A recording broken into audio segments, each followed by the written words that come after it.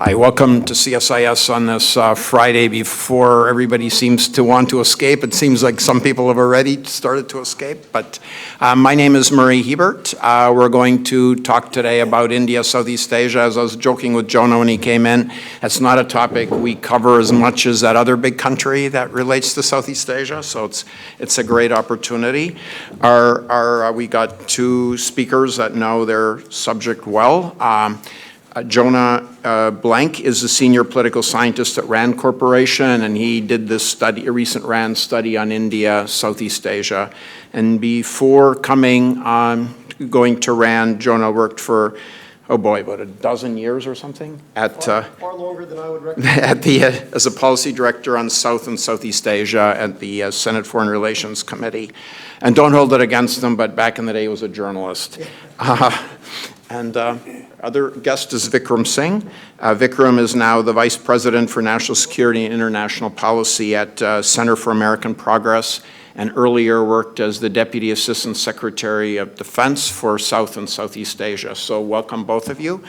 Jonah, who did the recent RAND study, will start with a short PowerPoint, and then Vikram will talk about how he sees the situation in terms of opportunities and challenges between in India in relations with Southeast Asia, and then we'll open up to discussion. Thanks. Jonah? Thanks a lot, Murray, and thanks for CSIS for hosting this event. Thanks, Vikram, for coming and being on this panel. I approach this as an anthropologist, as a policy analyst. Vikram has actually lived this at the Pentagon and really helped through his leadership knit these parts of the world together in the U.S. policymaking arena when all too often they are stovepiped in completely different areas. So particularly when we get to the security side of the equation, Vikram really has some great experience that I'm going to be learning from myself. So let me go through some of these slides, if I can figure out how to do it. Push down. Okay, there we go. Okay. First off, I also would like to note that my team at RAND included a number of co-authors who couldn't be here today, Jen Moroni, Angel Rabasa, and Bonnie Lin, as well as a number of other researchers who are not officially listed as co-authors, but who, without whose help we would not have been able to do this. So don't want to portray this as a solo endeavor. So when I first approached this task of looking at India's relationship with Southeast Asia, I approached it with the same mental framework that a lot of Indian analysts have. Really, I wanted to find that my assumptions would be confirmed. Why? Partly because someone who has worked in and with India and Southeast Asia for an embarrassingly long period of time, well over 25 years. My extended family is in India, Nepal, and Southeast Asia. And professionally, I began my career with a retracing of the Indian epic Ramayana, which is not only the epic of India, but also the epic of Indonesia and of Thailand. So, like many Indian analysts and Indian policymakers, my mental framework was, this is a relationship that has been going on for well over 1,000 years. The current lack of a strong engagement is really a temporary aberration, and in the very near future, we'll see a return to the norm. That's what I had hoped to find, and that's what I hope will still be the case in the near future. But the near future, at least our research suggests, is not necessarily the present. So what are India's core interests in Southeast Asia as articulated to our team at RAND by Indian policymakers and policy shapers? In rough order, they are connectivity, that is land, road and rail, sea and air infrastructure, trade, energy, which includes the South China Sea, institutions and diplomacy, ASEAN, ARF, ADB, security cooperation with the nations of Southeast Asia, and humanitarian assistance and disaster relief, which in Pentagonese is often called HADR, and last, to be a balancer for, but not a bulwark against China. So what are the key takeaways here?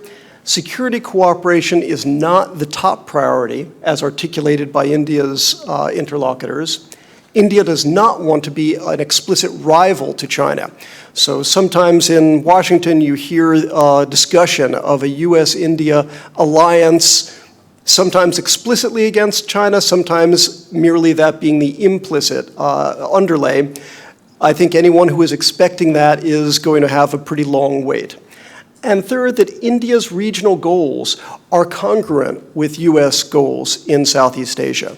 That's not the case for every Indian goal everywhere in the world, but Southeast Asia is an area where there really is very little divergence, as I see it at least, between Indian goals and US goals. So how is this framework working out for India? Well, here's a stoplight chart which sort of presents a snapshot all at once. As you can see, there's a lot more red and orange on this chart than yellow and green, and the red and the orange is often in the more kind of hard-edged areas, particularly in connectivity and energy trade. There's more green in diplomacy and institutions, but how much does it really matter that India is getting a seat at the table if we don't really know what is going to be decided at that table? For connectivity, India has a lot of big plans, but they're not really going anywhere yet. As you can see, that photo is the bridge over the River Kwai, a big infrastructure project in Myanmar that did not really work out exactly as intended. That could be a metaphor for some of India's infrastructure work so far. India talks about a highway stretching from Kolkata to Ho Chi Minh, about rail links from Delhi to Hanoi. And those would be wonderful things to happen. However, the land route so far only goes as far as Moreh in the northeast corner of India, and by rail only to Dimpur in Nagaland, not too far from Moreh. The air routes, as another slide will show, are completely underdeveloped compared with China, for example. And the sea routes, when we look at the Kalandan multimodal transit transport plan, which is an infrastructure project going from Sitwe Port up to India's northeast, which would allow India essentially to bypass the chicken neck that cuts off the northeast from the rest of India through a series of roads and canals and to Myanmar Sitwe Port is really just an aspirational goal. The only way that I even was able to get confirmation that something was occurring in Sitwe was through the US Embassy in Myanmar.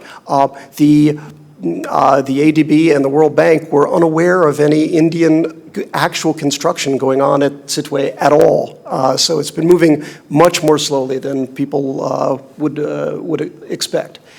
From India's perspective, the trade picture is rosy. Look at this graph of India's trade with ASEAN. From 1995 until 2011, it's just been up, up, up.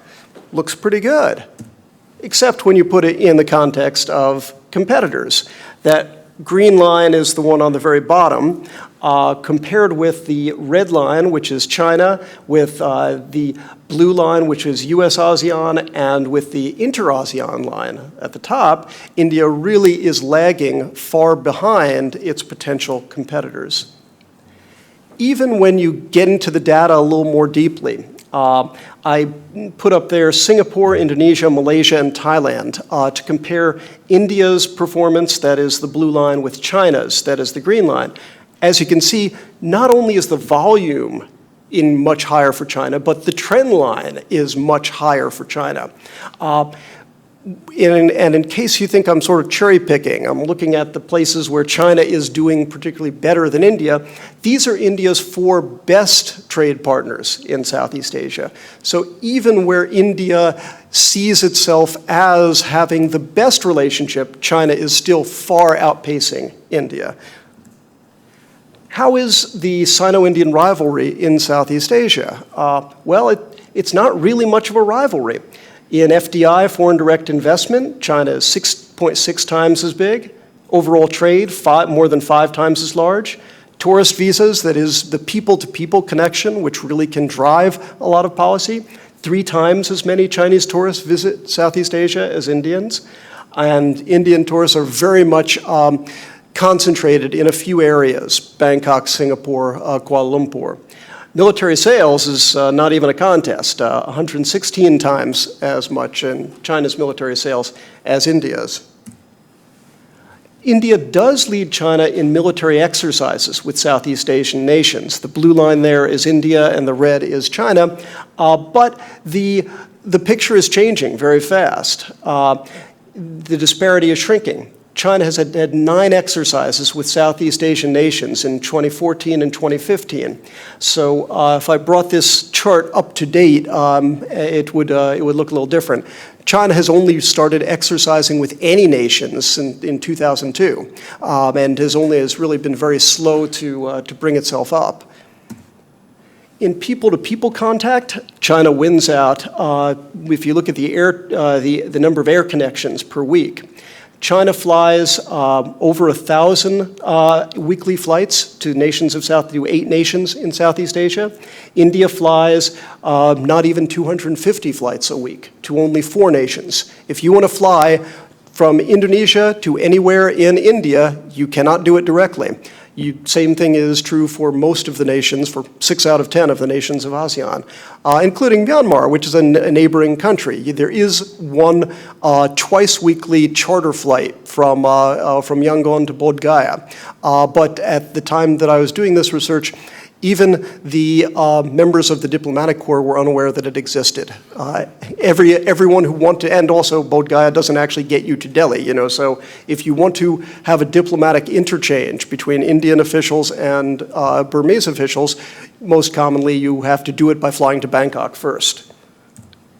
Okay. So why the disparity? Let's see, have I left it? No, here we go. Why the disparity? Well, India and Southeast Asia view the relationship quite differently. India's view of the relationship is based on what should matter, the things that I mentioned before, in a sense. India looks at the Ramayana and sees this is the national epic of Indonesia, the largest population of Muslims in the nation, in the world, of Thailand, a nation that is probably the most solidly Buddhist nation in the world. So it's not merely a matter of religion, it's a matter of culture. India looks at the spread of culture to Angkor in Cambodia, to Bali in Indonesia, even in linguistic terms. Any of you who have studied Bahasa Indonesia, Bahasa Malay, and have also studied an Indian language, have had the pleasant surprise, as I have, saying, hey, a lot of this is pretty familiar. I actually know a lot of the vocabulary already. A lot of it comes from Sanskrit. India looks at the history of benign non-alignment. The non-alignment movement of Jawaharlal Nehru was forged in Bandung, in Indonesia, at the conference there.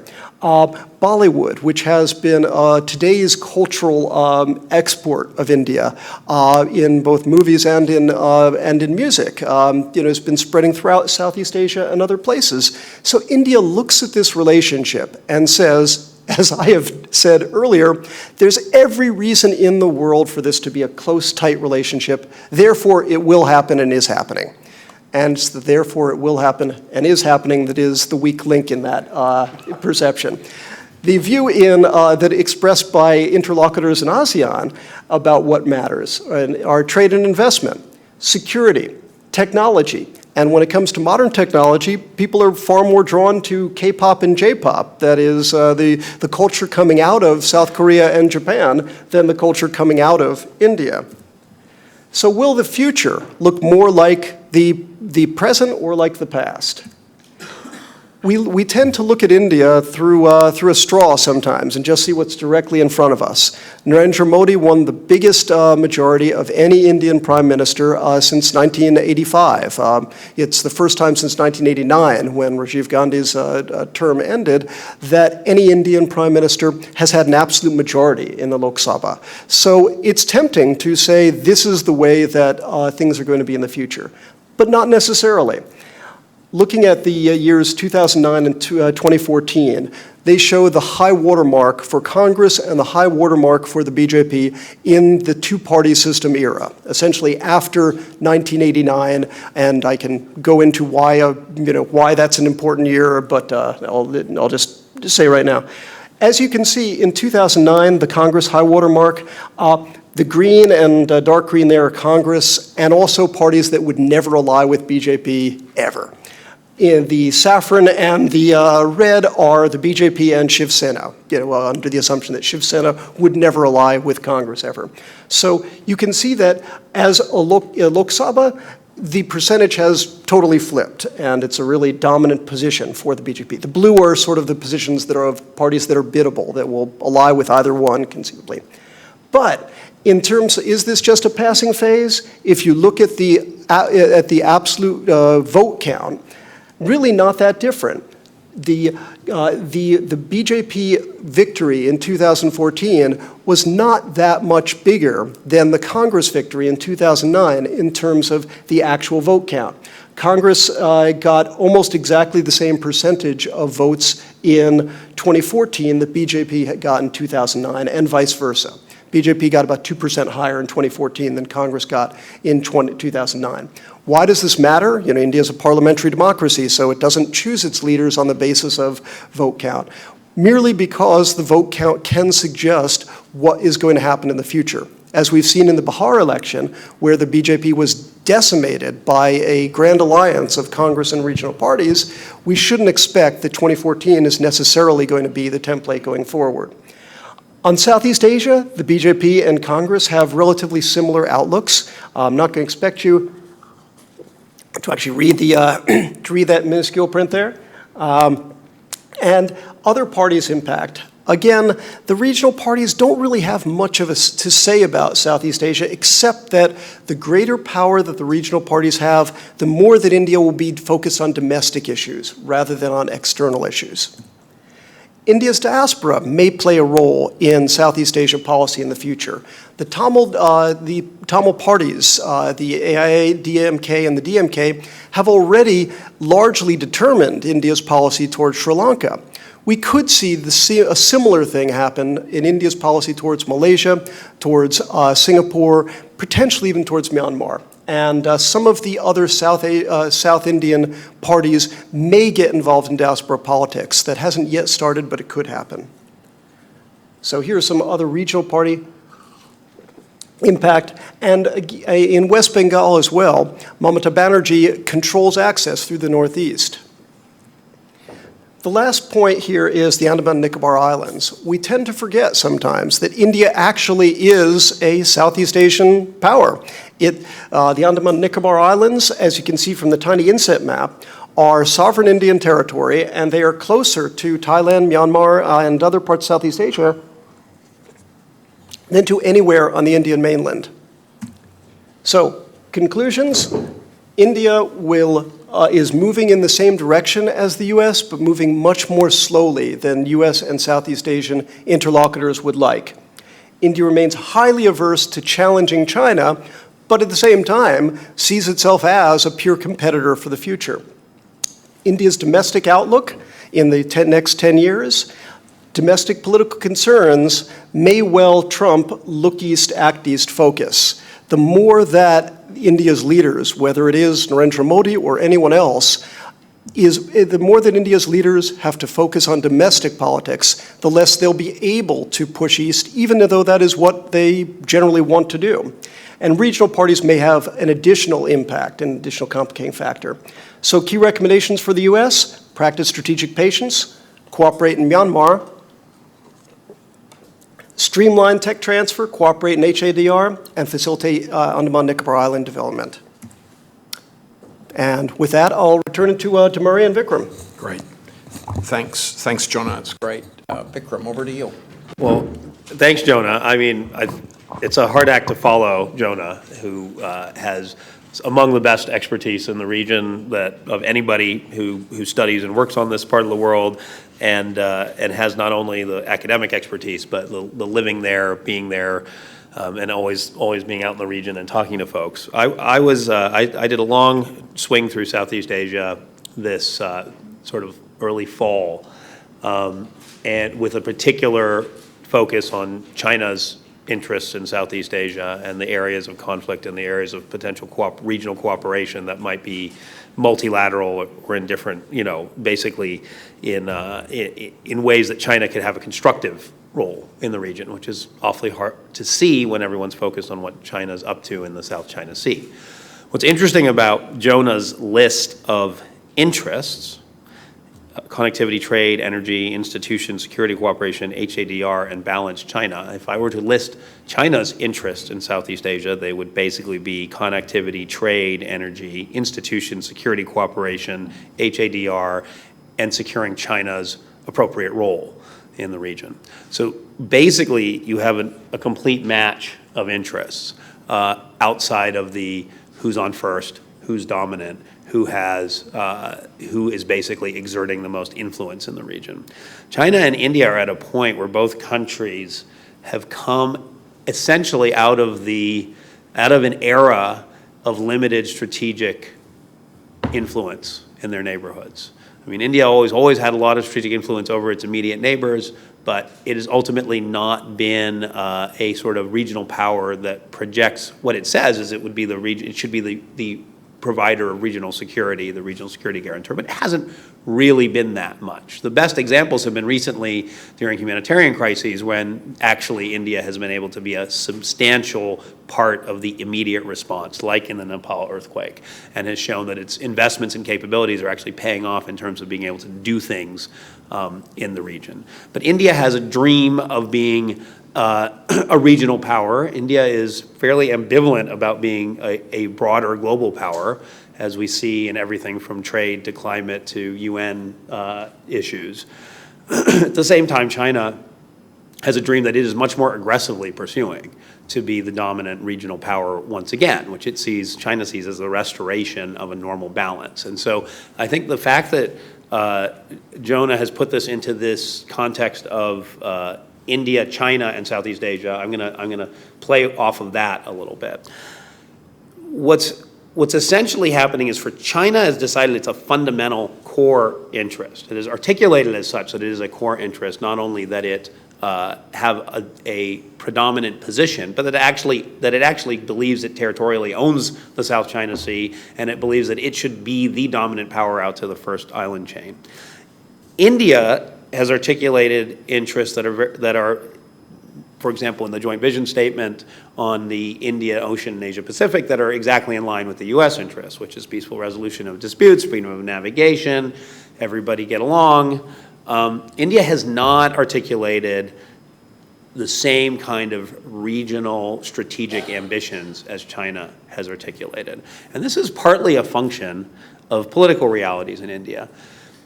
Modi is undoubtedly a phase shift. I mean, this is very different. The idea that for the last 10 years that you would get a joint declaration by the United States on India on anything out of area, especially Southeast Asia, it was unthinkable.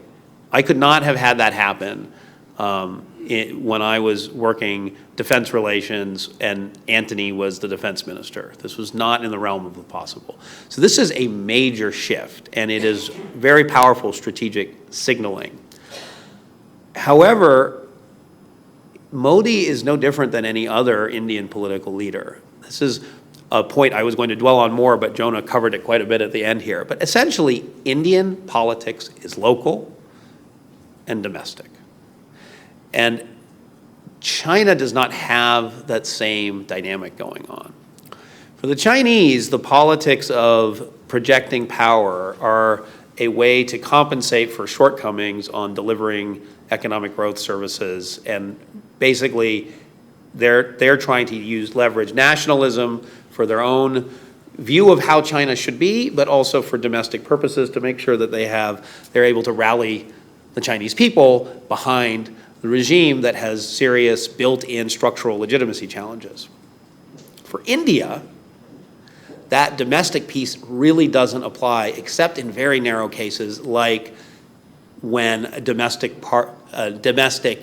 ethnic party, minority party, like Jayalalitha decides what she wants to see in Sri Lanka is a break with the past, and suddenly India is voting on a human rights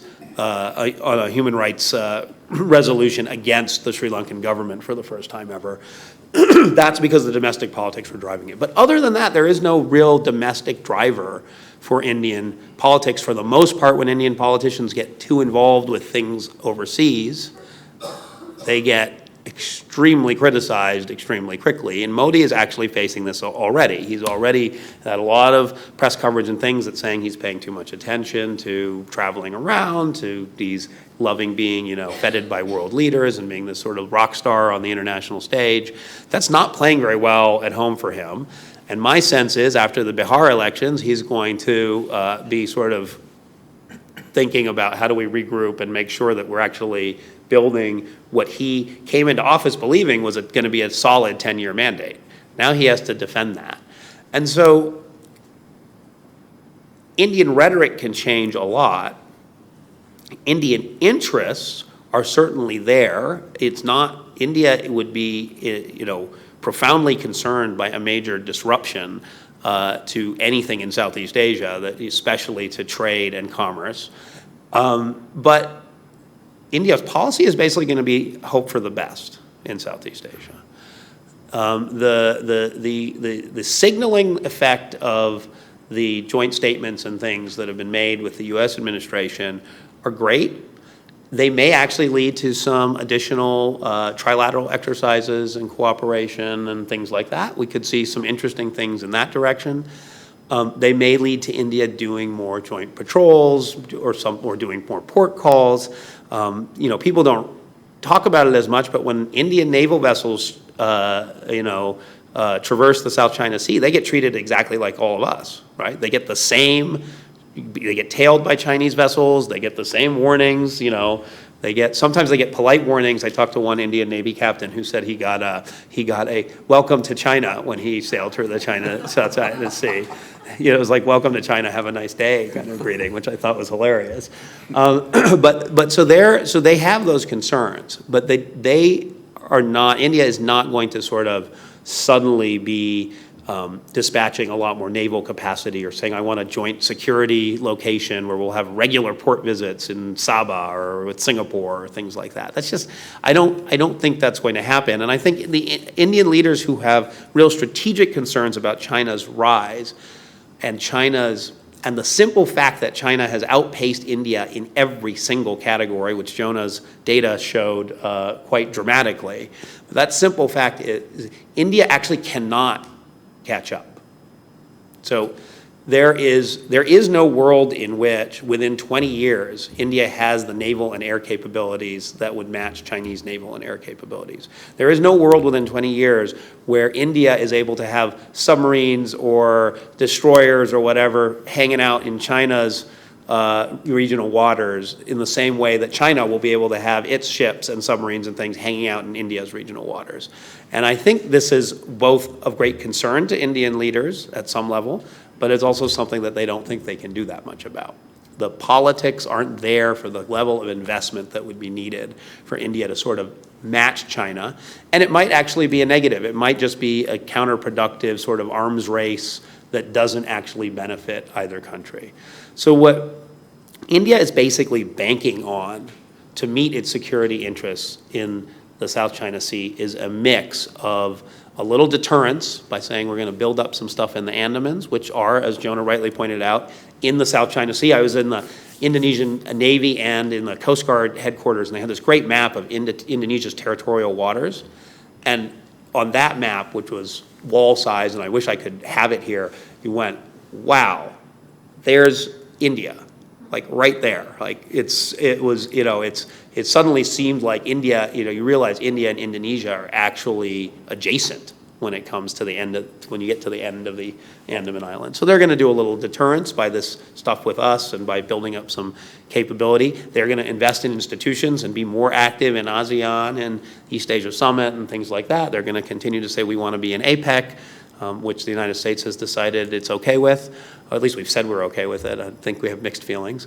And they're going to hope essentially that by being part of the cacophony of voices that is basically telling China this is not okay, that eventually China will feel compelled to find an elegant way to meet its goals, declare itself appropriately respected, and not actually cause a disruption or a conflict. That's kind of the Indian game plan. In a way, it's a little bit like at the Paris climate talks.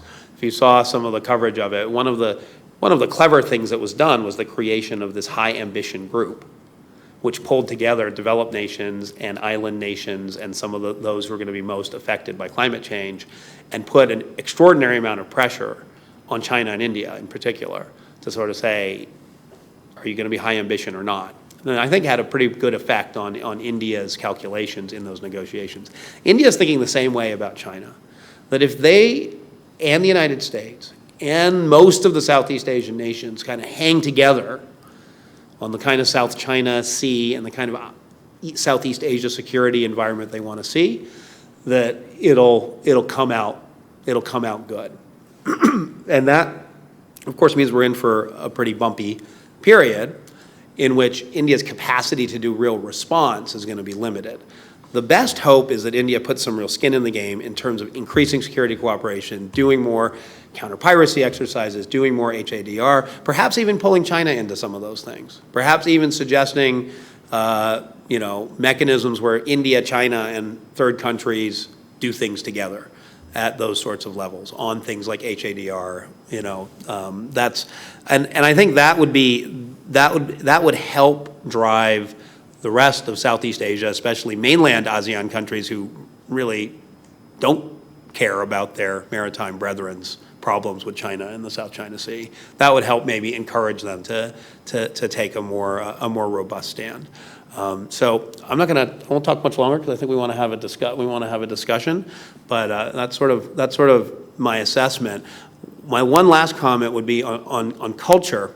This last trip, one of the discussions I had actually explicitly in a lot of countries was about cultural affinity to other neighbors and the region, et cetera. And this is totally anecdotal, but it led me to think that if you were to do structure some research questions around it or do some polling, that it would come out like this. But basically in all Southeast Asian countries, Indonesia, Malaysia, Singapore, Thailand, even Myanmar, there are a lot of people who would very quickly talk about the natural affinity they have with China, the historic connections with China, the language connections with China, the whatever it might be, the minority population, the communities that are integrated. A lot of these countries also have communities of South Asian descent. The discussion about feeling a connection to India was pretty much absent. There was not a sense, I didn't have Indonesia. I had Indonesians say to me, China is, so it's more like Indonesia, China, pai, not Indonesia, India, pai, right? It's like they're very aware of that affinity. That's despite all the Bollywood and everything. So I think the trajectory is actually for China to have deeper and deeper ties and for India to be, if anything, playing catch up. Thanks, Vikram. It was great. So we've had two great presentations. Now it's your turn. Please. Wait for the microphone, and if just so other people know, introduce yourself. Yeah, I'm Bron Percival. I'm at CNA. We've been sort of bits and pieces following this subject since 2008, and very interested. Very good discussions. I want to compliment both of you. But one of the things that struck us over the last, following this on and off over the last decade is the disappointment in Southeast Asia with India. Whether it's Rizal Sukma talking about India, well, lots of things, but a whole host of people. What can Southeast Asians do? I know Singapore tries very hard, but others do too, episodically, to draw India further in. There's this perception that India just won't commit resources, time, effort, thought, whatever it may be. It's a great question, and that does very much track with what our team was hearing. It's not at all as if any nation in Southeast Asia wants to keep India out. Almost without exception, the nations of Southeast Asia want India to be more engaged. As Lee Kuan Yew, the late founding Prime Minister of Singapore, is believed to have said, although I've only been able to trace the comment to one of his successors, but India it's taken as his comment. Southeast Asia is like a jumbo jet that needs two jet engines to take off, China on the one side and India on the other. What is left unsaid in that metaphor is that one of those engines is very much there and the turbines are spinning, and the other is maybe an antiquated turboprop that is barely able to get in motion. From the Southeast Asian perspective, it would be good to have two strong jet engines there. What can Southeast Asian nations do to make that happen is a much more difficult question. I think the answer is to some degree the same answer that Malcolm X gave to the young blonde co-ed in his autobiography. Nothing. I don't want to be quite that absolute about it, but it's hard for me to see what Southeast Asia could do that would really change the equation that Vikram pointed out and that I've noted, that Indian decisions really are largely dictated by internal Indian politics, both at the national level and even at the business level, at basically any way you want to dice it. I mean, I think the only real opportunity, unfortunately, it's going to be an Indian decision, right? So India has stepped up a bit. When I was doing all the ASEAN meetings, the Indian counterparts were almost like a signal of like worse than we're not here. Like it was like that, it was really like, it was clear that the Indians were saying we're showing up because you guys want us to show up, but we're not really interested. And they've changed that. They've stepped up and actually are engaged in the architecture in the region in a way that they hadn't been before. And that made it very difficult when we wanted to do our little bilaterals or mini-laterals and things like that. I think the best opportunity for Southeast Asia is going to be business opportunities. I mean, I think at the end of the day, if you can get Indian industry, especially as China slows down and there's these different, dynamics, the economics picture is pretty rough for everybody. India is interestingly looking better right now. So to the degree that Southeast Asian business leaders can start attracting in more Indian investment, more increased, boosting those trade numbers that we see, more manufacturing that's connected to Indian industry with Indian majors doing stuff in Southeast Asia. I think that's actually the best way to start drawing India in more, but it's a long play, not a short one. Before I get your question, could I just do a sort of a two-finger on that? And that's Vietnam. You do see, and I don't remember your color coding because it was quite busy and I can't remember every country, but in terms of Vietnam, you see the oil guys, coming in there, you see Navy ship visits. Obviously India recognized the Hun Sen government, although the Heng Samrin government in Cambodia when nobody else did. Do either of you sense that Vietnam is in a little different place with India? Actually, very good point, Murray. Vietnam, as you can see up here on the chart, does very well for security cooperation, second only to Singapore in terms of security cooperation. India has a long-standing security relationship with Vietnam going back to the late 1970s. One of the recommendations that our report has, and incidentally, the full report and all of the data is available for free at the RAND website. Free if you want to download it. You have to pay if you actually want a Dead Tree edition. But is that from a U.S. perspective, I at least think this is a great thing, because India's security relationship with Vietnam is based on sale, spare parts, and servicing of Soviet and Russian frames. Now, this is something we can't do. Who do we want to be providing these services for Vietnam, but also for Malaysia, for Indonesia, for everyone who uses Soviet and Russian hardware? Would we rather have India doing it, or would we rather have Vladimir Putin doing it? So from my standpoint, this is a very important relationship with room to grow, and it's also one that advances U.S. interests and the interests of anyone who wants to see China balanced without having the explicit hard power that Vikram was talking about. I would agree. I think Vietnam is certainly a bright spot for India's engagement in the region. I think actually Myanmar will end up being a bright spot too. I think they've certainly been proactive, and Myanmar's just also tough to get things done in. So that's one of the reasons for the slowness. But I think they will get more right than wrong in Myanmar. Okay, sir, here. Then you're next. Ray Vickery from Albright Stonebridge and the Wilson Center. I want to follow up on Murray's question, and I note, Jonah, that in your list of the interest, energy, you have after that parenthetical, including South China Sea. And evidently that is a reason for India's interest. As you know, ONGC, Videsh wanted to pull out of there, and the Prime Minister said, no, you guys stay. And I just wonder what your take is on the juxtaposition of the energy interest and South China Sea, and what India might actually do there in regard to what China is trying to enforce as its imperium. The other question I wanted to ask is, you said for recommendations for the U.S., something about tech transfer, and I didn't quite get that, but if you could address this. Good questions, Ray.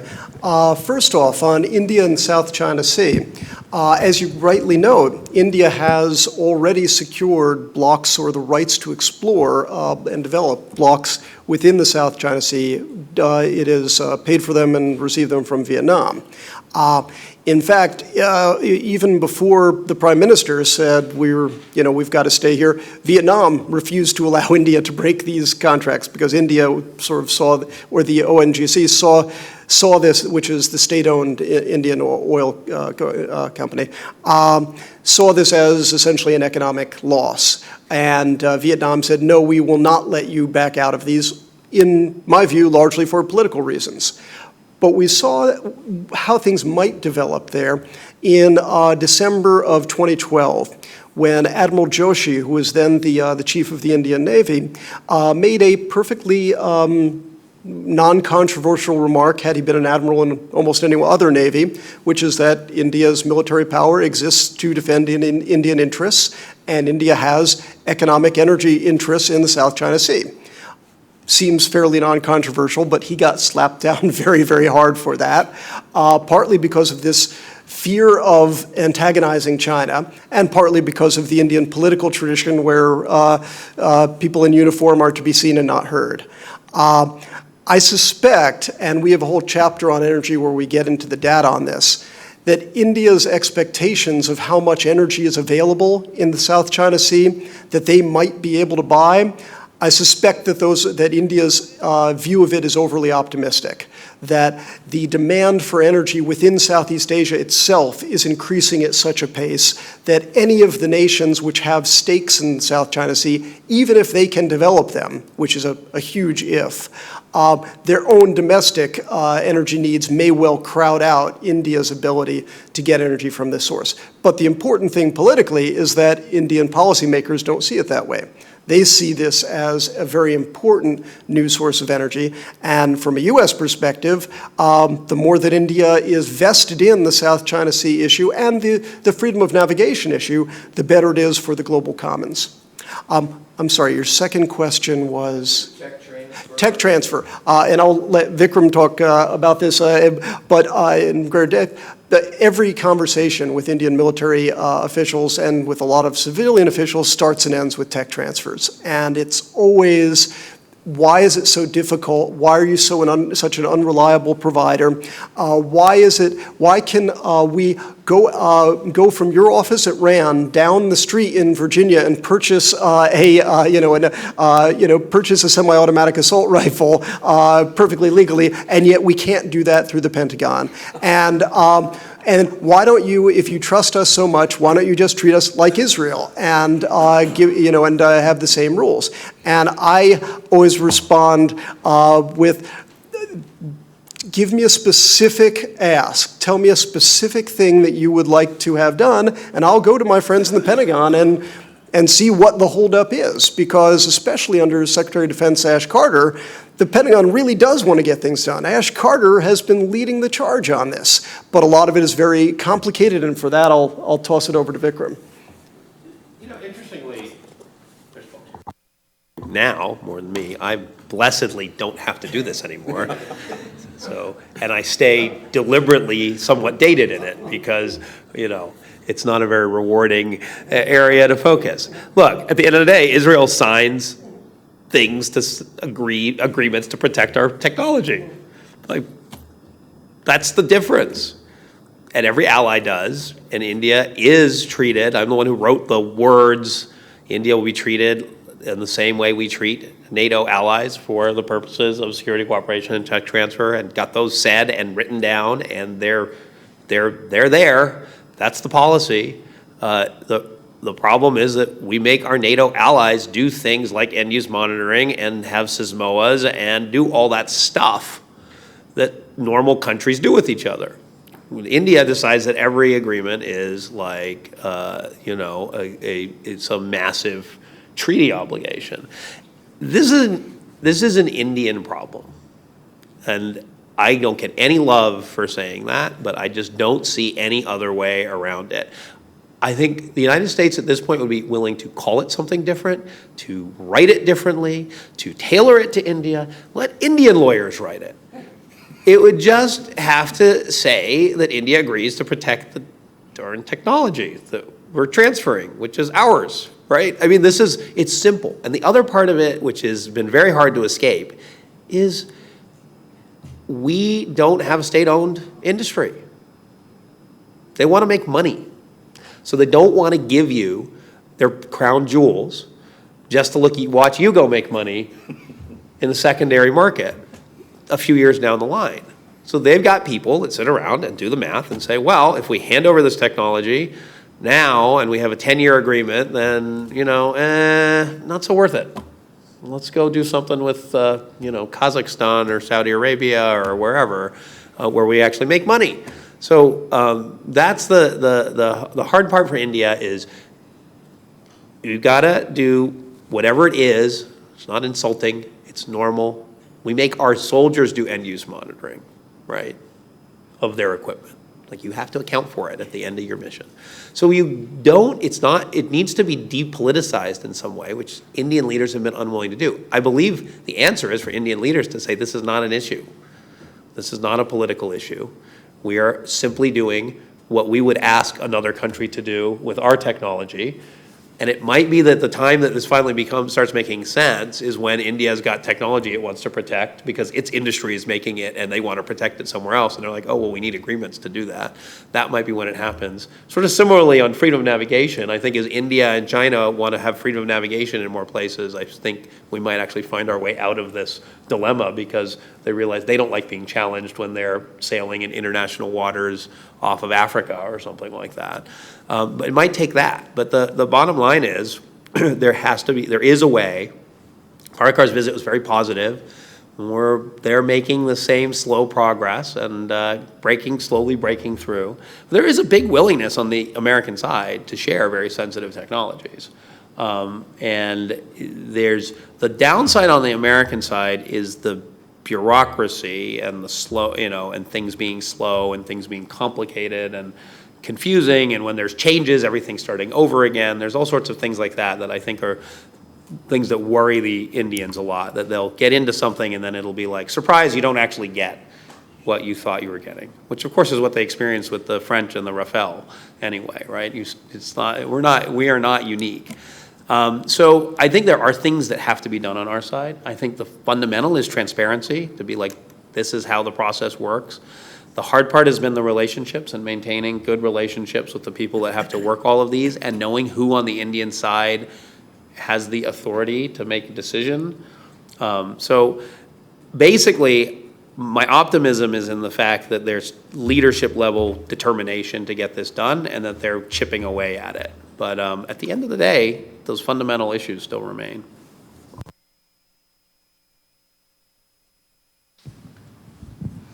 Hi, Gautam Adhikari. I'm with the Center for American Progress. I just want to explore the economic relations angle that Vikram raised and whether economic relations can lead to strategic, not involvement, but understanding. If you move up from Southeast Asia to Northeast Asia, there are signs that there is a trilateral understanding with Korea and Japan that's developing with India. First of all, there's a tremendously greater involvement of Northeast Asian nations like Korea and Japan in the Indian economy. And Korea is, I think, a major, major investor right now, both in the private sector as well as in infrastructure. And Japan, the relationship seems to be improving rapidly. Now, because of the involvement of these two countries in Southeast Asia, in the Southeast Asian economy, if India gets involved in the process, will that lead to a greater understanding between India and East Asia in general? I think it will, and I think, Gautam, you're absolutely right about the growing economic involvement between India and South Korea and Japan. Prime Minister Modi definitely sees this as a cornerstone of his foreign policy. Prime Minister Abe of Japan, at least at the time I was doing the research, followed only 3 people on Twitter. His wife, the former mayor of Tokyo, and Narendra Modi. So that at least is one metric of how the relationship is going. And the promises of Japanese investment for bullet trains and for other things in India is really quite remarkable. So I think from an Indian perspective, yes, India would like to have a lot more involvement. Will it happen? I hope so, partly because I hope that I can ride on that bullet train, and not have to take forever to get from Mumbai to Delhi, and particularly when the flights are not running well in the winter fog. Will it actually happen? I think it's possible, but I think this gets back also to the question of what can Southeast Asia do to welcome India investment. I don't hear anyone in India saying, we would have better economic relations if only people in Indonesia were doing X, Y, Z, if people in Japan were doing X, Y, Z. I think a lot of this has to grow organically rather than kind of a government-to-government, top-down approach. The other part of Gautam's question, and just let me point out, in addition to being the 2 largest democracies, the other thing we definitely have in common is crummy infrastructure. The other part of your question was, will economic integration lead to strategic understanding? And at some level, there is a fair degree of strategic understanding. One of the things I would note is it's not like India served as a spoiler for the ambitions of Southeast Asian nations or other Asian partners in multilateral fora, which India does in many multilateral fora do. In these areas, India is generally, like, hey, we're on board, we see things basically the same way. So there is a level of strategic understanding. There's just a limit on what India can do with that strategic understanding. So the economic integration is a way to get to the point that you were quoting from Admiral Joshi, which is that the Indian military is there to protect India's interests, and India has interests in the South China Sea. Well, the more economic ties India develops across the entire Asia Pacific, the more it will be true that India has interests to protect in the Asia Pacific, and the more that will shape dynamics and how China approaches things and thinks about the region. But it won't be it's not the thing. There's no magic. There's no sort of, if only India does more, everything gets much better. It's just a matter of India sort of, India having more economic activity in the region would simply deepen the connectivity and the importance of the region, and therefore probably help contribute to India taking a more active role.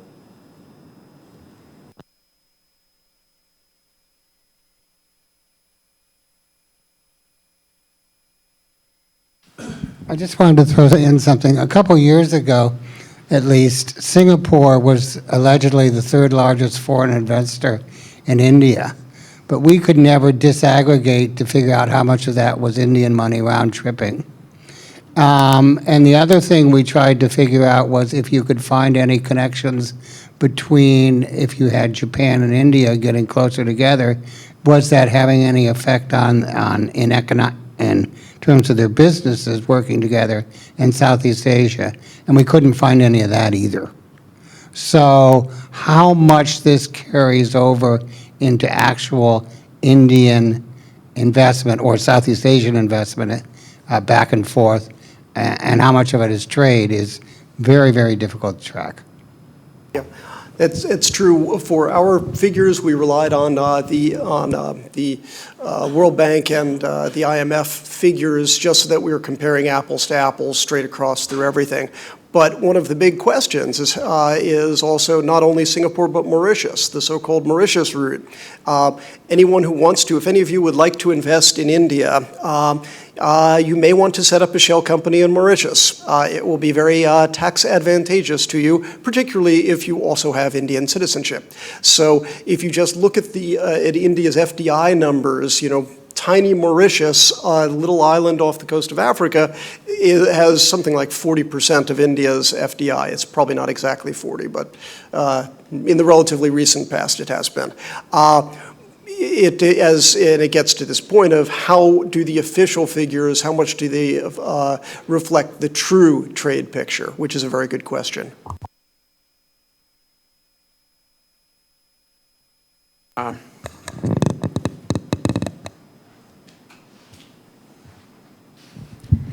Thanks for your time. I really appreciate it. Brittany Billingsley, OSD Policy. Jonah, if I can take a moment for a point of clarification. Your recommendations, some of them are very much bilateral focused, HADR cooperation, building up Andaman and Nicobar, tech transfer, as we've already discussed. But I'm curious about your recommendation on cooperation on Myanmar. Are you looking at this recommendation more through economic, developmental connectivity lenses, or is there a defense and security hook very broadly defined? Good question, Brittany, and thanks for bringing it up, because Vikram mentioned this earlier, and I resisted the temptation to jump on and say, yes, that's to associate myself with these comments. India, in my view, has a great opportunity to really be helping shape Myanmar's progress. Because Myanmar could go in one of two directions. It could continue to reform politically, socially, and economically, or it could slide back into the stasis that we saw before the current opening. And the potential for really bad things happening in Myanmar is quite significant. The treatment of not merely the Rohingya, but of all minority populations, the rise of this sort of virulent form of Buddhist chauvinism, led by the monk Uwaratu, and what had been the 969 movement and now is transformed into a few other groups, really is, I think, a bad omen for Myanmar itself and a bad omen for Southeast Asia more broadly. The good news is India is better placed to help Myanmar realize the better angels of its nature than the U.S. is, and certainly than China is, and a lot of other outside forces. As Myanmar tries to become a responsible parliamentary democracy, who is better placed to help them than India, which is a responsible parliamentary democracy? Who is better placed to build civil society? Who is better placed to say all of these things that we want to see happen, that's not a foreign, Western, colonial thing. It's something that we have ownership of. And by the way, we're right next door, so it costs us less to do.